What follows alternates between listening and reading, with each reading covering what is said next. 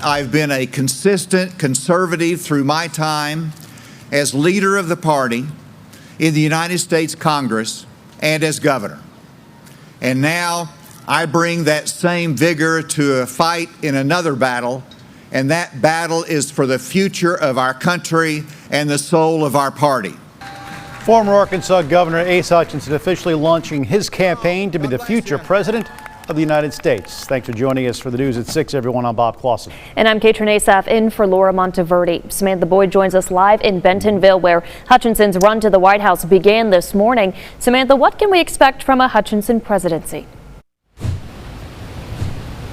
Okay, Trent, first off, just as you mentioned, I'm here in Bentonville where Hutchinson made that announcement this morning on these steps behind me. He says this is significant for two reasons. One, this is his hometown here in Bentonville. And then two, those steps behind me where he announced this morning are the same steps where 30 years ago he announced his first U.S. Senate run. He says that the state was a blue state back then, and he feels that his leadership in Arkansas is what turned it into the red state it is today. He talked about his record and how he feels this proves that he's a consistent conservative leader.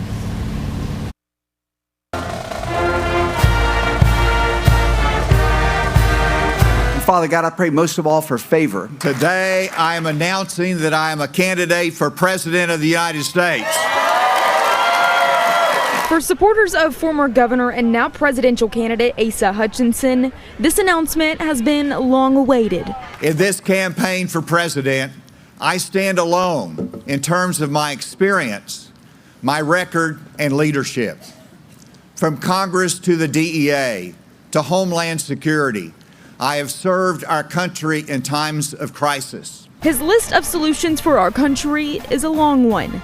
From increasing border security and minimizing national debt to promoting pro-growth energy policies and standing stronger with our allies. These promises resonating with the crowd. We're really watching to see what he's saying and, you know, what Joe Biden said yesterday, and take that apart. What does that really mean? Renee Otts is a teacher and was among the first to arrive Wednesday morning with her students, turning this moment into a history lesson. To be able to come in live and watch this in action is awesome. They were pumped and, you know, ready. I think it's awesome because Arkansas is not very well known. When it comes to the state of our country, Hutchinson says it's time for new leadership because President Joe Biden is failing us. And even in the Republican Party, he says an alternative like him is needed. I am confident that America is ready to seek new frontiers, and that we are ready to channel the restless waves of our democracy into more freedom and more prosperity for those who follow after us. Hutchinson ended his speech referencing a quote engraved on the courthouse behind him. Sovereignty rests with the people. This means that you will decide the direction of our nation.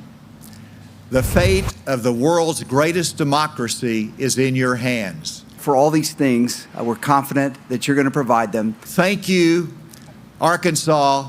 Thank you, ladies and gentlemen. May God bless the United States of America.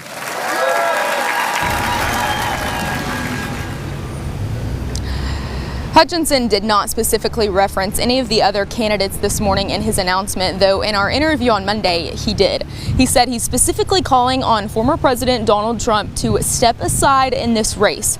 Hutchinson also told me that he believes he himself can beat President Biden in a general election. The main hurdle is going to be that GOP nomination. For now, though, following this announcement this morning, the work is heating up for the former governor. He says he will be back in Iowa this weekend for the 9th time to keep campaigning. Reporting live in Bentonville, Samantha Boyd, KARK 4 News.